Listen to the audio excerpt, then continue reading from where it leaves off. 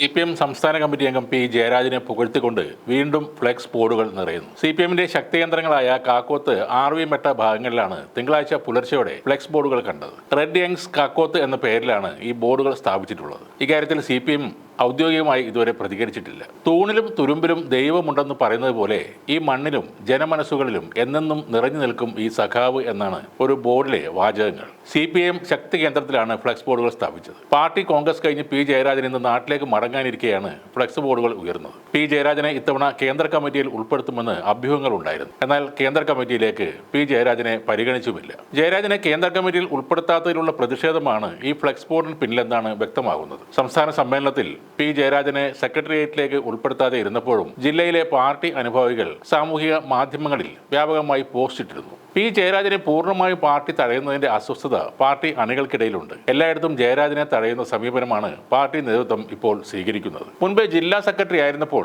P ജയരാജനെ വാഴ്ത്തുന്ന സ്തുതിഗീതങ്ങളും പ്രവർത്തകർ പുറത്തിറക്കിയിരുന്നു. അതാണ് വ്യക്തി ആരാധന എന്ന നിലയിൽ ജയരാജനെതിരെ പാർട്ടിക്കുള്ളിൽ വിമർശനത്തിനും അർഹതപ്പെട്ട സ്ഥാനങ്ങൾ നിഷേധിക്കാനും കാരണമായി മാറിയത്. സംസ്ഥാന സമ്മേളനത്തിന് പിന്നാലെ ജയരാജൻ അനുകൂലികൾ വിമർശനം ഉന്നയിച്ചിരുന്നു. പ്രായപരിധി മാനദണ്ഡം മൂലം ഇനിയൊരു അവസരം ജയരാജനില്ല എന്നതുകൊണ്ട് തന്നെയാണ് കടുത്ത വിമർശനം ഉയർന്നത്. എന്നാൽ പാർട്ടി കോൺഗ്രസിലും അവഗണിക്കപ്പെട്ടതോടെ പരസ്യമായ പ്രതിഷേധവുമായി ജയരാജൻ അനുകൂലികൾ രംഗത്ത് എത്തിയിരിക്കുകയാണ്. MP ജയരാജൻ സെക്രട്ടേറിയറ്റിലേക്ക് തെരഞ്ഞെടുക്കപ്പെട്ട സാഹചര്യത്തിൽ കണ്ണൂർ ജില്ലാ സെക്രട്ടറിയായി പുതിയ ആൾ വേണ്ടിവരും. ഈ സ്ഥാനത്തും ജയരാജനെ തഴയുമെന്നാണ് സൂചനയുള്ളത്. കണ്ണൂരിലെ പാർട്ടിയുടെ നിർണായക ചാലക ശക്തികളായിരുന്നു 3 ജയരാജന്മാർ: EP Jayarajan, P Jayarajan, MP Jayarajan എന്നിവർ. ഇതിൽ പാർട്ടിയിലെ സീനിയോറിറ്റി നോക്കിയാൽ EPക്ക് തൊട്ട് താഴെ വരുന്നത് പി ജയരാജനാണ്. ഇപ്പോൾ 72 വയസ്സുള്ള അദ്ദേഹത്തിന് അടുത്ത സമ്മേളന കാലഘട്ടമാകുമ്പോൾ 75 വയസ്സ് പിന്നിടും. പ്രായപരിധി മാനദണ്ഡം കർശനമായി തുടരുമെന്ന പാർട്ടി നിലപാടുള്ളതുകൊണ്ട് ഇനിയൊരു പ്രൊമോഷൻ അദ്ദേഹത്തിന് ലഭിക്കില്ലെന്നും ഉറപ്പാണ്. പാർട്ടിയിൽ പി ജയരാജൻ ഒതുക്കപ്പെടുന്നുവെന്ന വികാരം ഉയർന്നതോടെ അദ്ദേഹത്തെ പിന്തുണയ്ക്കുന്ന ഒരു വിഭാഗം ആളുകൾ PJ ആർമി എന്ന പേരിൽ സാമൂഹ്യ മാധ്യമങ്ങളിൽ പോസ്റ്റുകൾ ഇട്ടതും പാർട്ടിയിൽ അദ്ദേഹത്തിന്റെ പ്രതിച്ഛായയ്ക്ക്